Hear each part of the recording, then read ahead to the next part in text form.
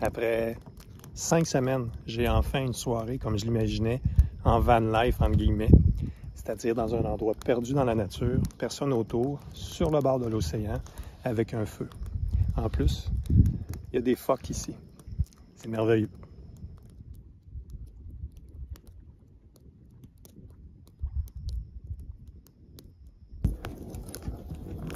Alors me voici à Charlottetown, la capitale de l'île du Prince-Édouard. Je suis sur le waterfront. C'est un petit peu plus tranquille qu'à Halifax. C'est comme un grand parc. C'est un petit peu normal qu'il y ait moins d'action au niveau de Charlottetown parce que la grande agglomération de Charlottetown abrite seulement 35 000 habitants environ. Donc tout est beaucoup plus miniature ici. Et le waterfront, bien qu'il soit petit, est quand même très intéressant. Rock me, mama, like the wind and the rain. Rock me, mama, like a southbound train. Hey. Charlottetown comme tel, pour attirer les touristes, ne compte pas sur le charme de sa ville, mais plutôt sur le fait qu'elle se dit le berceau de la Confédération canadienne. Et c'est là que ça devient intéressant pour Charlottetown de prétendre, entre guillemets, qu'elle est le berceau de la Confédération canadienne, parce que ça permet d'attirer les touristes dans la ville. Puis partout on parle de Confédération, c'est le cinéma de la Confédération, le centre d'achat de la Confédération, le hall de la Confédération. Donc ici, c'est vraiment la Confédération qui prime sur tout. Mais il y a certaines choses à mentionner dans la petite histoire du berceau canadien et de la Confédération, si on peut dire. Parce que c'est ici qu'a eu lieu la première rencontre pour discuter de la création du Canada.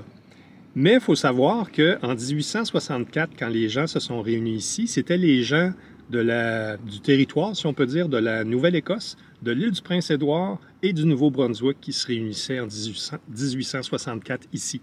C'était pas pour former le Canada, c'était pour former une alliance des 3 provinces maritimes.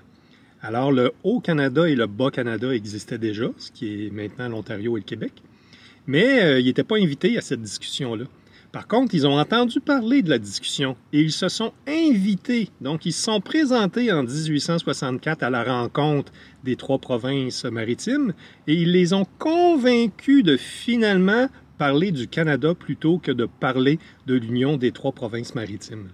La deuxième chose intéressante sur la petite histoire, c'est que bien que Charlottetown se dise le berceau de la Confédération canadienne, c'est pas ici qu'il y a eu lieu la seule discussion sur le Canada, si on peut dire. Parce qu'après la réunion de Charlottetown, il y a eu une réunion à Québec, puis il y en a eu une autre à Saint-Jean, au Nouveau-Brunswick, et une dernière à Londres. Donc, c'est juste que ça a été la première rencontre ici à Charlottetown. Alors, c'est pas vraiment le berceau de la Constitution canadienne, parce que dans le fond, il n'y a rien qui a été signé ici, parce que la Constitution canadienne a été signée en 1867 à Londres.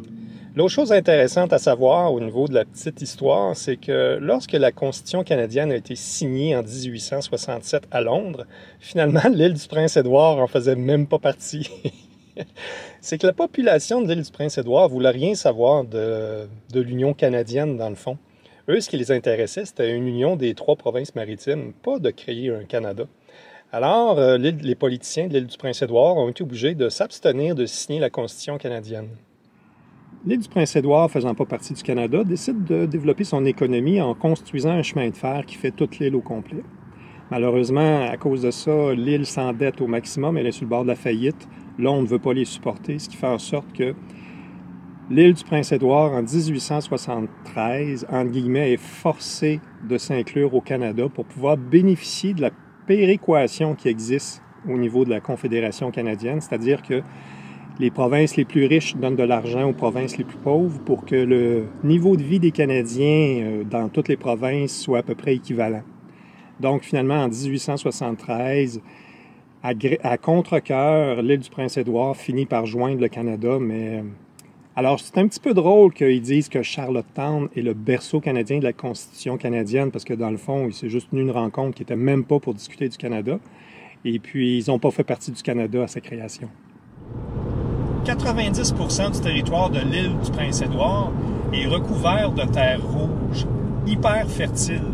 C'est la raison pour laquelle, sur l'île, la principale activité économique, c'est l'agriculture. Alors, il y a des fermes partout sur l'île. En fait, il y a 3 choses sur l'île.